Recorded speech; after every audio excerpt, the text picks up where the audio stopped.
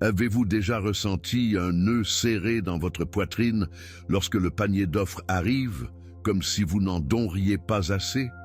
Ou peut-être, au fond, vous vous êtes demandé « Dieu accepte même mon offre ?» La vérité est que beaucoup de gens donnent tous les dimanches, fidèlement, mécaniquement, et pourtant Dieu rejette ce qu'ils apportent. Oui, vous avez bien entendu, il y a des offres que Dieu refuse de recevoir, pas à cause du montant, mais à cause de ce qui manque derrière la foi, la transformation et la vraie reddition. Et si je vous disais que Jésus-Christ n'avait jamais ordonné à ses disciples de la dîmer, qu'il a en fait mis en garde contre le légalisme derrière cela, et que certaines des choses que vous avez appris à donner pourraient être enracinées dans la peur, la manipulation ou la tradition, pas dans la Bible, c'est exactement ce que nous allons découvrir aujourd'hui. Parce qu'il y a une bataille spirituelle à chaque fois que vous donnez, une entre l'apparence et l'authenticité, le rituel et la relation, la peur et la foi. Et si vous ne connaissez pas la vérité, vous pourriez offrir avec vos mains, tandis que votre cœur est loin de Dieu. Ce n'est pas seulement une autre vidéo sur l'argent, c'est un réveil à chaque croyant qui veut vraiment honorer Jésus de sa vie. Nous allons profondément dans les paroles du Christ, dans les pratiques de l'Église primitive et dans les vérités dangereuses sur la façon dont la dîme est utilisée aujourd'hui pour manipuler plutôt que libérer. Ce que vous découvrirez ici pourrait libérer votre esprit plus que toute percée financière, parce que lorsque vous donnez des flux de l'amour et non de la loi, le parcours s'ouvre d'une manière que l'argent ne peut pas expliquer. Alors, restez avec moi jusqu'à la fin. Si vous avez déjà demandé ce que Dieu attend vraiment de vous lorsque vous donnez, c'est le moment pour enfin avoir une clarté. Et si vous avez l'impression que votre relation avec Dieu est devenue transactionnelle au lieu de la transformation, cela pourrait bien être la vérité qui ramène votre âme à la vie. Exposons ce qui a été caché et redécouvrons le genre de don qui plaît vraiment à Dieu. Lorsque Jésus a parlé de la dîme, il ne l'a pas traitée comme de nombreuses églises la présentent aujourd'hui. Il ne l'exigeait pas de ses disciples en tant que commandement du Nouveau Testament. Au lieu de cela, il l'a utilisé comme un moment de correction, pas d'instruction. Dans Matthieu 23, il a réprimandé les pharisiens de leur légalisme, en disant « Tourne à vous, professeurs de droit et pharisiens, vous hypocrites. Vous donnez 1/10 de vos épices, mais vous avez négligé les questions les plus importantes de la loi, justice, miséricorde et fidélité. » Ce qui frappe ici, c'est que Jésus n'a pas été impressionné par les dons rituels. Il a souligné que oui, ils étaient de la dîme, mais il manquait le cœur de Dieu. Il n'avait pas de justice, pas de pitié, pas de vraie foi. C'était tout pour le spectacle. Il faisait ce qui avait l'air bien, mais ignorant ce qui était réellement juste aux yeux de Dieu. Et cela, juste là, ouvre une question profonde. Offrons-nous quelque chose à Dieu juste pour se sentir religieux, ou vivons-nous ce qui compte vraiment pour lui? Jésus n'a jamais imposé la dîme comme une exigence pour la nouvelle alliance. Il n'a pas réussi à collecter 10% auprès de la foule ou de ses disciples. En fait, il a fait le contraire. Il a enseigné la générosité radicale qui allait au-delà des chiffres. La femme qui a donné 2 petites pièces a donné plus que les riches. Marc 12, 41-44, non pas à cause du montant, mais à cause du cœur derrière. Cela nous montre que Dieu ne mesure pas notre foi à travers des calculatrices ou des déclarations bancaires. Il voit l'âme derrière le sacrifice. Ce n'est pas environ 10%, il s'agit d'une reddition complète. Si nous donnons avec peur ou culpabilité, nous avons déjà raté le point. La foi, dit la Bible, vient en entendant la parole du Christ, Romains 10, 17, et non par la pression de la chair. Jésus-Christ n'a jamais manipulé le cœur. Il les a éveillés. Ce que les pharisiens ont manqué, et ce que beaucoup manquent encore aujourd'hui, c'est que Dieu ne recherche pas les mathématiques religieuses. Il cherche la vérité spirituelle. Il ne se réjouit pas des obligations mécaniquement remplies. Il se réjouit de la relation. Lorsque nous donnons, ce devrait être un acte d'adoration, pas une transaction. La Bible indique clairement que Dieu possède tout. Psaume 24, 1. La question devient donc, s'il possède tout, pourquoi se soucie-t-il de notre offre? La réponse réside dans l'intention. L'offre n'est pas pour le gain de Dieu, mais pour notre croissance. Il étire notre foi, révèle nos motivations et nous aligne avec son royaume. Lorsque Jésus a abordé l'argent, il l'a toujours connecté au cœur, pas seulement à la main. Et donc, quand il a dit que nous devons adorer en esprit et en vérité, Jean 4, 24, il nous invitait à aller plus loin, plus profond que la tradition, plus profond que les attentes, plus profond que la routine sûre de donner 10% et de se sentir terminé.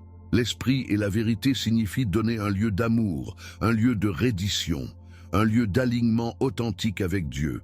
Ce n'est pas que la dîme est erronée, c'est que, sans cœur, sans foi, sans transformation, c'est dénué de sang. La Bible nous avertit même dans 1 Corinthiens 13, 3, « Si je donne tout ce que je possède aux pauvres, mais je n'ai pas d'amour, je ne gagne rien. » Jésus n'attaquait pas la dîme, il exposait le manque d'amour derrière.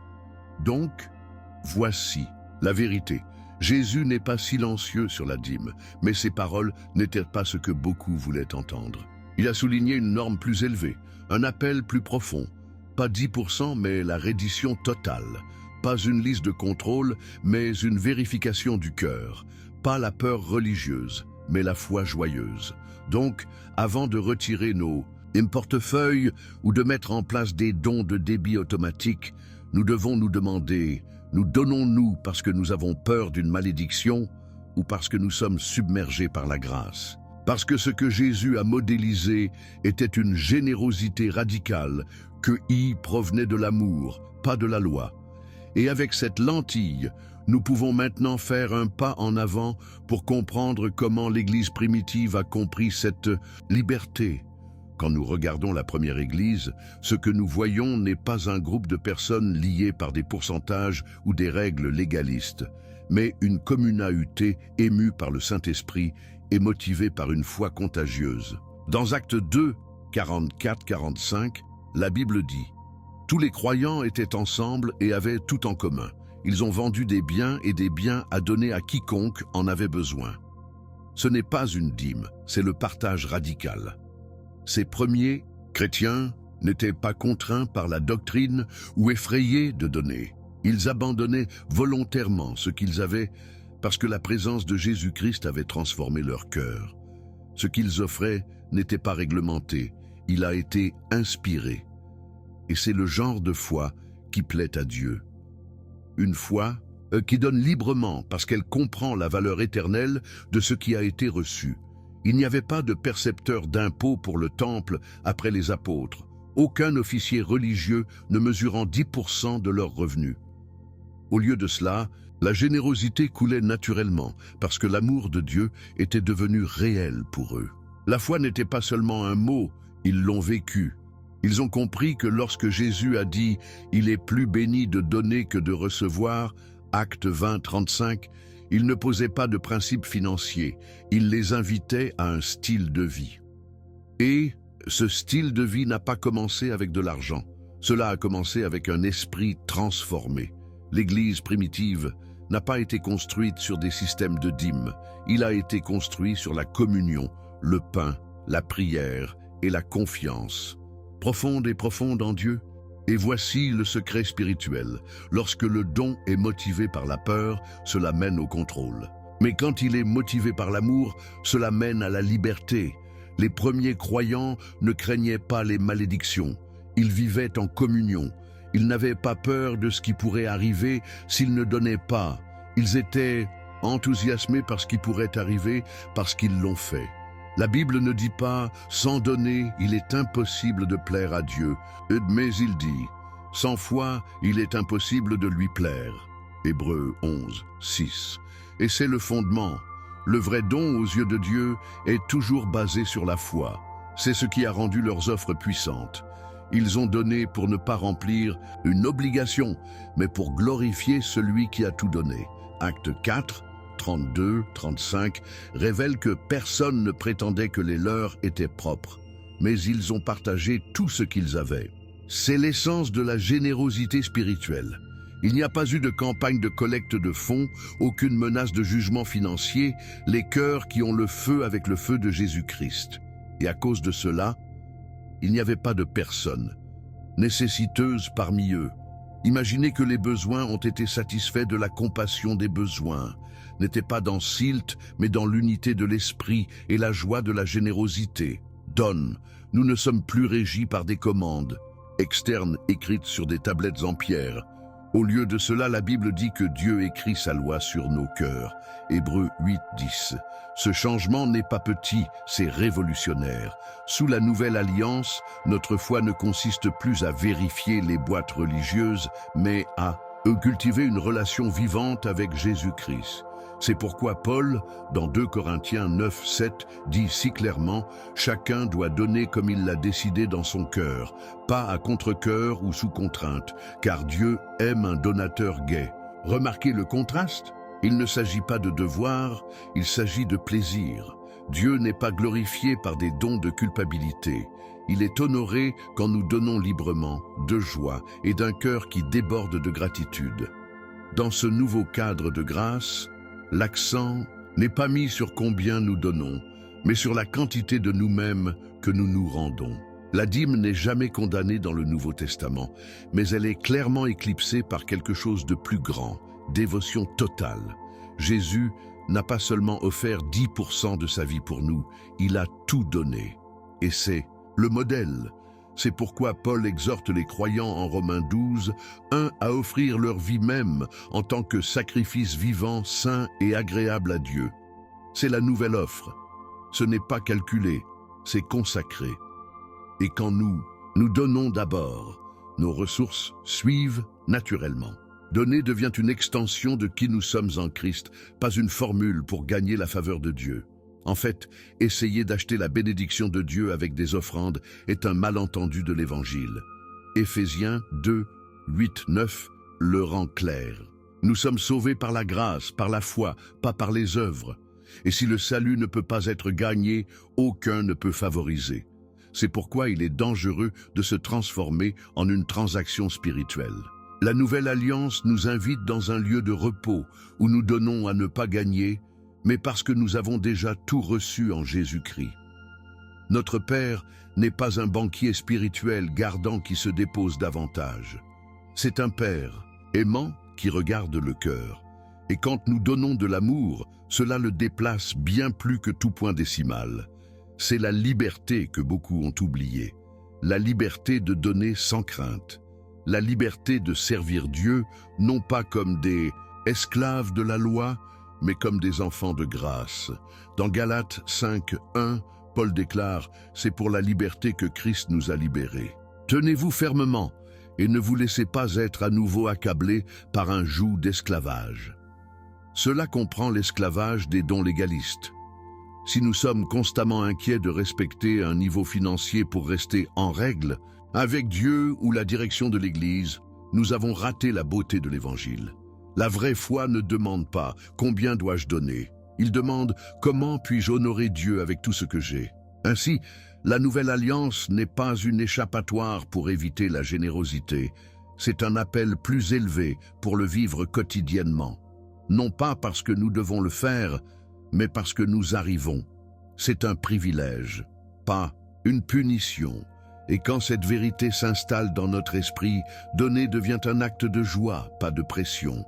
Nous donnons en tant que fils et filles de Dieu, et non en tant que sujets essayant de payer le loyer dans le royaume.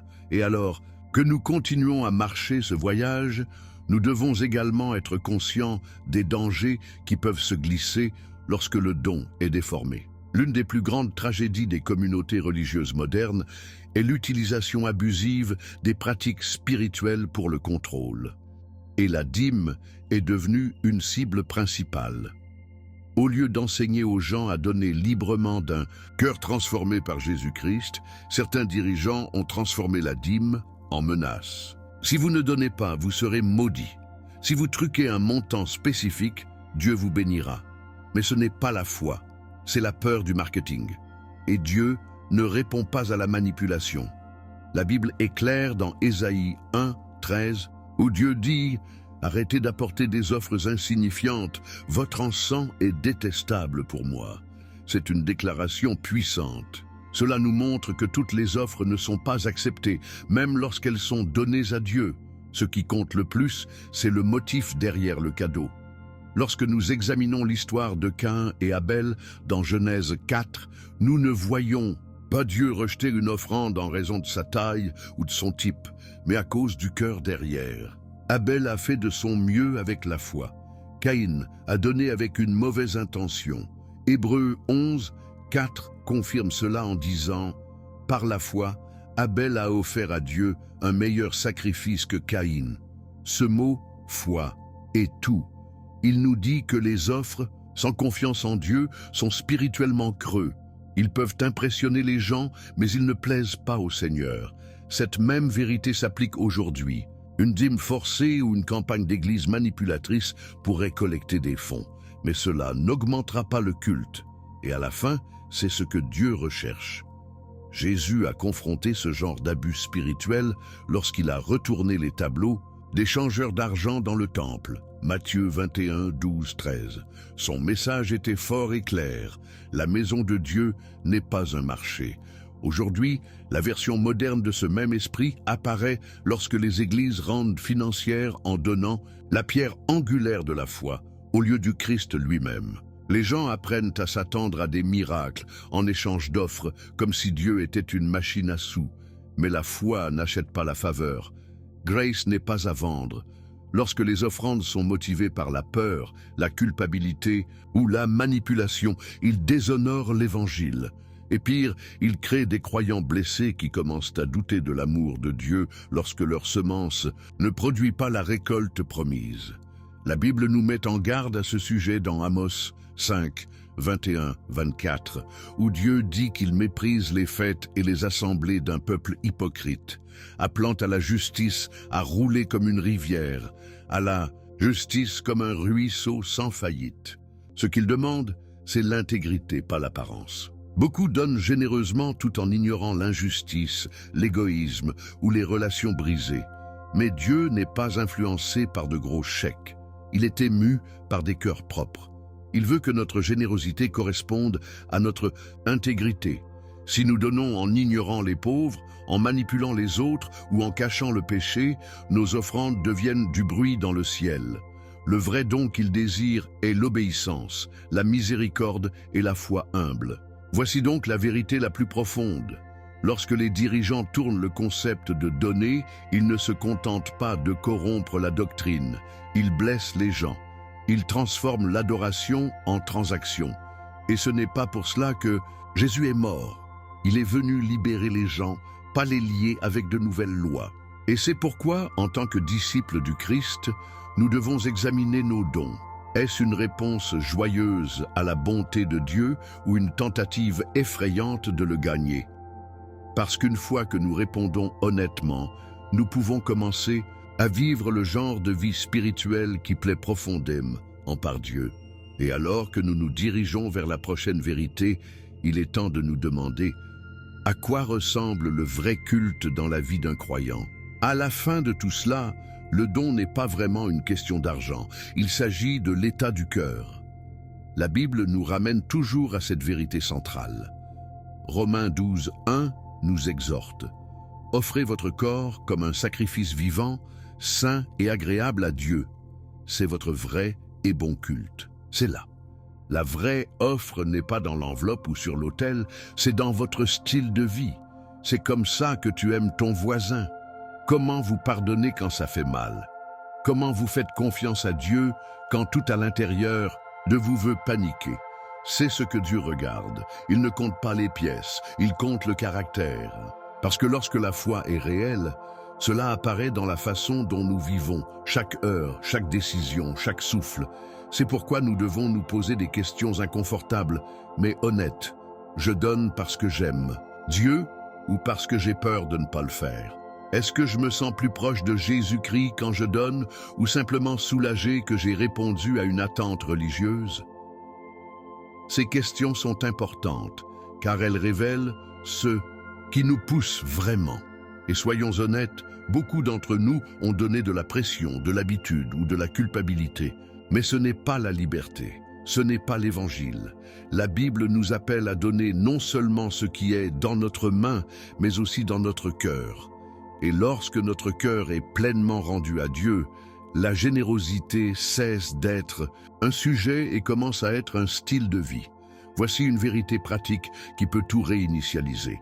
Lorsque vous vivez avec un cœur de gratitude, la générosité devient naturelle. Pensez à quelqu'un qui vient d'être sauvé de la noyade. Ils n'ont pas besoin d'être dit de vous remercier. Leur vie entière devient une réponse à celle qui les a sauvés. C'est ainsi que donner fonctionne dans le royaume de Dieu. Lorsque nous réalisons vraiment ce que Jésus-Christ a fait pour nous, le don devient notre lettre de remerciement au ciel. Que ce soit les finances, le temps, le talent ou la gentillesse, tout devient le reflet de notre foi. C'est le genre d'offrande qui apporte la joie du paradis. Pas réticent, pas mécanique, mais plein de feu et d'amour pour celui qui nous a tout donné. La vraie foi ne s'arrête jamais à combien dois-je donner. Au lieu de cela, il demande comment puis-je glorifier Dieu avec tout ce que je suis. Ce changement est ce qui transforme un croyant d'un donneur religieux en un générateur de royaume. Et cela ne signifie pas que vous devez tout donner pour être spirituel. Cela signifie que tout ce que vous avez est déjà le sien et vous le gérez avec des mains ouvertes. Vous lui demandez « Seigneur, qu'auriez-vous de moi de faire avec ça ?» C'est le culte vivant. C'est la foi mature. Et c'est à ce moment-là que le don devient plus qu'un acte. Cela devient un témoignage, un signe visible que votre cœur appartient à Dieu et non au monde. Alors peut-être qu'aujourd'hui, Dieu ne vous demande pas votre argent. Peut-être qu'il vous demande votre attention, votre obéissance, votre reddition. Peut-être que l'offrande qu'il désire le plus est un cœur qui dit « Utilisez-moi, Seigneur, de quelque manière que vous choisissez. » Parce que lorsque cela se produit, tout le reste s'aligne. Et comme nous prenons cette vérité dans notre marche quotidienne, cela devient clair. La foi n'est pas mesurée par ce que nous donnons, mais par la façon dont nous vivons. Et la prochaine étape consiste à affronter une vérité puissante que peu de gens veulent entendre.